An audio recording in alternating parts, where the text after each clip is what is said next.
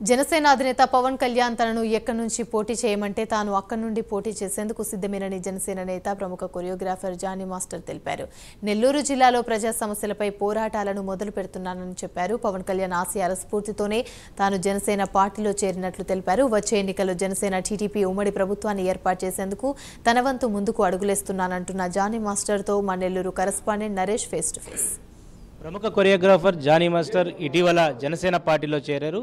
ఈ నేపథ్యంలో నెల్లూరు సిటీలో ప్రస్తుతం ఆయన మీడియా సమావేశం ఏర్పరచుకొని ప్రజాపక్షాన నిలబడి ప్రజా సమస్యలు ఏవైతే ఉన్నాయో వాటన్నిటి మీద ఆయన నిరంతరం పోరాటం చేస్తా అని చెప్తున్నారు. ప్రస్తుతం ఏ అంశాలు తెర మీదకు తీసుకురాబోతున్నారు, ఎలాంటి పరిస్థితులు నెలకొన్నాయనేది ఇటు జానీ మాస్టర్ మనతోనే ఉన్నారు. జానీ మాస్టర్తో మాట్లాడే ప్రయత్నం చేద్దాం. జానీ మాస్టర్ గారు, జనసేన పార్టీలో చేరిన తర్వాత ఈరోజు ఏ నినాదంతో ముందుకెళ్ళబోతున్నారు, ఏంటి ఈరోజు ముఖ్య అంశం ఏంటి?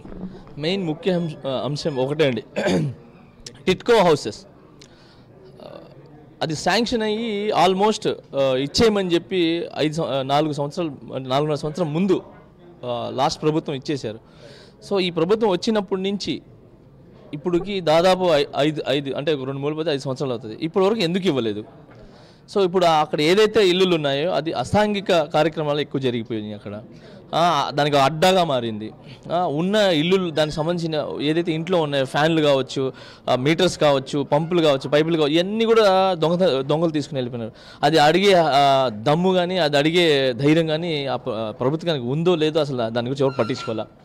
సో మెయిన్ 4.5 అంటే ఒక నెల రెంట్ కట్టాలంటే ఎంత బాధో తెలుసు. అలాంటిది ఇల్లులు శాంక్షన్ అయ్యి ఫోన్ చేసినప్పుడల్లా ఏమంటారు మన ఈఎంఐ కట్టుకుంటూ ఇల్లు ఎప్పుడు వస్తా అని చెప్పి వెయిట్ చేస్తూ రెంట్ కట్టుకున్నవాడికి ఆ బాధ తెలుస్తుందండి. సో ఎప్పుడు ఏదైతే ఈ 4.5 సంవత్సరాలు 5 సంవత్సరాలు రెంట్ కట్టలేదో ఆ రెంట్లు కట్టాలో ఇల్లు ఆ 5 సంవత్సరాలు రెంట్తో పాటు ఇల్లు ఇమీడియట్లీ శాంక్షన్ చేయాలి.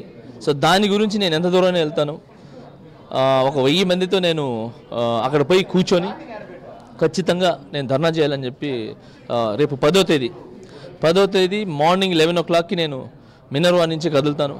వెళ్ళి ఆ ఇళ్ళ దగ్గర కూర్చొని ఖచ్చితంగా నేను దాని గురించి పోరాడతాను. నేను మీకు కూడా చెప్తున్నాను, ఎవరైతే బాధితులు ఉన్నారో ఆల్రెడీ కొంతమంది నాతో ఉన్నారు. సో ఆ బాధితులతో పాటు మీరు రండి, మీకు న్యాయం జరిపిస్తాను. ఎవరైతే దానికి ఇబ్బంది పడ్డారో, ఎవరైతే ఈఎంఐలు కట్టుకుంటూ ఇల్లులు రాలేదో ఖచ్చితంగా నేను మీ అందరికి న్యాయం జరిపిస్తానని నేను జనసేన పార్టీ తరపున చెప్తున్నాను. ఖచ్చితంగా రండి, నేను మీకున్నా.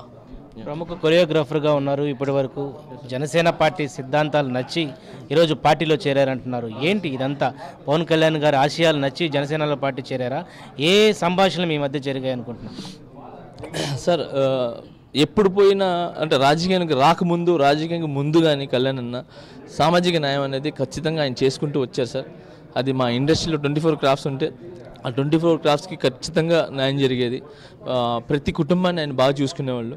సో అదే అంటే ఆ ఫీలింగ్సే ఏదైతే మనసులో నుంచి వచ్చిన ప్రజలకు మంచి చేయాలని చెప్పి అక్కడి నుంచి ఏదైతే చెప్పారో అదే ఇక్కడ తీసుకుని వచ్చారు.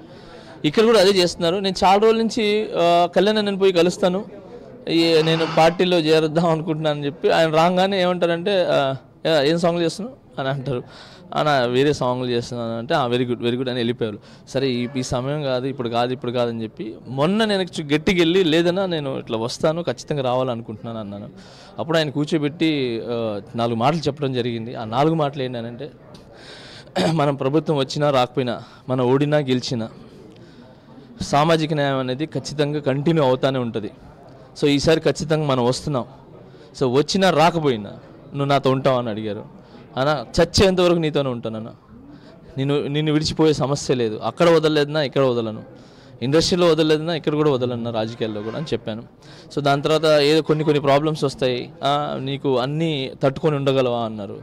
సో అప్పుడు నేను చెప్పిన మాట, అన్న నా తల తీసి నీ కాళ్ళ మీద పెడతానన్న, మీరు దాన్ని గౌరవంగా పెడతారా, దాన్ని బంతాడుకుంటారా, అది మీ ఇష్టం అని చెప్పాను.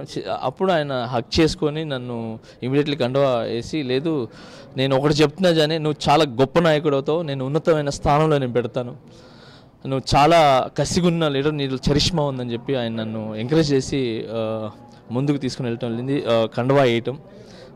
అప్పుడు అంటే నాకు చాలా ముద్దేసి చాలా ఇష్టపడి ఆయన గుండెల మీద ముద్దు పెట్టాలనిపించి నేను ఆయన గుండెల మీద ముద్దు పెట్టాను. ఆ పెట్టినప్పుడు నాకు చాలా చాలా ఆనందం వేసింది. So I'm very happy.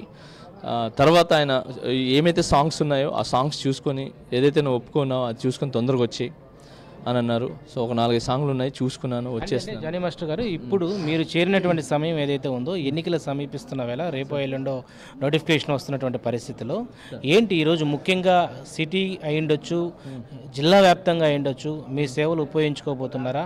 ఎలాంటి పరిస్థితుల్లో మీరు జిల్లా వ్యాప్తంగా పర్యటించబోతున్నారు? సార్ కళ్యాణ్ గారు కొన్ని చెప్పారండి. ఇది నేను చెప్పేంత వరకు ఏమి అది ఆవేశంగా చేయొద్దు. ఫస్ట్ ఆయన చెప్పినట్టు ఎవరిని తిట్టద్దు, ఫ్యామిలీని తిట్టద్దు, వ్యక్తిగతంగా ఎవరితో పోవద్దు, నేను చెప్తాను ఏం చేయాలని చెప్పి. సో ఆయన ఏం చెప్తున్నారో అది చేస్తున్నానండి. ఫస్ట్ నాకు ఇక్కడి నుంచి ఆయన చెప్పింది ఏంటంటే, నువ్వు ఏం చేస్తావో మంచి జరిగేలాగా చేయన్నారు. సో అందుకే నా యొక్క ఆశయాల్ని, నా యొక్క బాధని ఇక్కడి నుంచి స్టార్ట్ చేయడం జరిగింది. అందుకే ఆ ఇల్లు మ్యాటర్ తీసుకొని ముందుకు వెళ్తున్నాను సార్. అయితే రాబోయేటువంటి ఎన్నికల్లో జానీ మాస్టర్ నిలబడబోతున్నారు.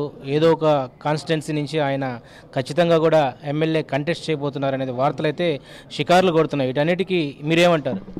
సార్ నేను చెప్తున్నాను కదా సార్, పదవులు ఆశించి అయితే రాలేదు సార్. నేను ఖచ్చితంగా నేను జనసేన జెండా ఏదైతే ఉందో, కళ్యాణ్ ఆశయాలు ఏదైతే ఉందో దాని గురించి వచ్చాను సార్. ఏదో ఇస్తారో నేను ఇస్తేనే పని చేద్దాం, ఇవ్వకపోతే పని చేద్దాం అని కదా సార్. ఇచ్చినా ఇవ్వకపోయినా నేను ఎప్పుడు ఆయనతోనే ఉంటాను సార్. లేదు జానీ నువ్వు ఇక్కడి నుంచి చెయ్యి, ఎమ్మెల్యేగా మన నెల్లూరు నుంచి చెయ్యి అని అంటే ఖచ్చితంగా నేను చేస్తాను. లేదు జానీ జెండా పట్టుకో అంటే నేను చివరి వరకు నేను ఆ జెండా పట్టుకొని ఆ జెండా గౌరవాన్ని పడిపోకుండా కాపాడుకుంటూ వెనకాల వస్తాను. అయితే మీ ఫాదర్ ఎవరైతే ఉన్నారో కమ్యూనిస్ట్ భావాజాలంతో ఉన్నటువంటి వ్యక్తి మీ ఫాదర్. సో ఈరోజు మీరు జనసేన పార్టీలోకి వస్తున్నారు. రేపు పొత్తుల్లో భాగంగా 3 పార్టీలతో కలిసి నడవాల్సినటువంటి పరిస్థితి ఉంది. సో ఇవన్నీ కూడా మీరు మమేకమై ముందుకు నడుస్తారా? ఖచ్చితంగా సార్. మా అధినాయకుడు ఏం చెప్తే అది చేస్తాను సార్. ఇంకొకటి సార్, మా ఈ పార్టీలోనే ఉంది సార్ కులాలు, మతాలు అలాంటి ఏం ఫీలింగ్సే లేవని చెప్పి. సో అలాంటి పార్టీలో ఉండటం అనేది చాలా గర్వంగా ఉంది. సో ఖచ్చితంగా అందరితో కలిసిమెలిసిపోతాను సార్ ముందు సార్. చివరిగా ఏదైతే రాబోయేటువంటి ఎన్నికల్లో ఇటు సిటీ ప్రజలకి అయ్యుండొచ్చు, జిల్లాలో ఉన్నటువంటి మీ ఫ్యాన్స్ చాలామంది ఉంటారు, అదేవిధంగా మీ అధినేత పవన్ కళ్యాణ్కి ఒక క్రేజ్ ఉంది. ఏం చెప్పబోతున్నారు 2024 ఎన్నికలకు? ఏ విధమైనటువంటి క్రియాశీలకంగా ప్రజలకు చెప్పబోతున్నారు సార్? 2024 ఖచ్చితంగా జనసేన వస్తుంది సార్. ప్రజలకు మంచి జరుగుతుంది, మార్పు జరుగుతుంది సార్. ఖచ్చితంగా మార్పు జరుగుతుంది. ఏదైతే కళ్యాణ్ గారి ఆశయాలు ఉన్నాయో అవన్నీ జరుగుతాయి సార్. ఇది మొత్తానికి పాన్ కొరియోగ్రాఫర్ జానీ మాస్టర్ 2024 ఎన్నికల్లో ఖచ్చితంగా పవన్ కళ్యాణ్ ఆదేశిస్తే ఈసారి నేను ఎమ్మెల్యేగా కంటెస్ట్ చేయబోతున్నట్టుగా ఆయన ప్రకటించడంతో ఒక్కసారిగా జిల్లా రాజకీయ సమీకరణాలు శరవేగంగా మారుతున్నాయి. పవన్ కళ్యాణ్ అంటే ఆశయాలు, ఆయన ఉన్నటువంటి నడవడిక నాకు నచ్చి ఈరోజు ఆయన పార్టీలో చేరడం జరిగింది. రాబోయేటువంటి ఎన్నికల్లో నా పాత్ర పూర్తి స్థాయిలో ప్రజాపక్షాన ఉండబోతుంది. ఇప్పటికే ప్రజాపక్షాన నిలబడి 10వ తేదీ ఓ బృహత్తమైనటువంటి కార్యక్రమానికి శ్రీకారం చుట్టాం. పేదలకు ఇవ్వాల్సినటువంటి సొంతింటి కళ నెరవేరకపోవడం, దాని మీద నేను ఫస్ట్ ఏదైతే ధర్నా చేయబోతున్నట్టుగా ఆయన ప్రకటించడంతో ఒక్కసారిగా కూడా జిల్లా రాజకీయాలు శరవేగంగా మారుతున్నటువంటి పరిస్థితి కనపడుతోంది. ఇది ప్రస్తుతం ఉన్నటువంటి జానీ మాస్టర్ ఏదైతే ఎన్నికలకు సంబంధించిన తాజా అప్డేట్స్. కెమెరా పర్సన్ వెంకయ్యతో నరేష్, నెల్లూరు సిటీ నుంచి.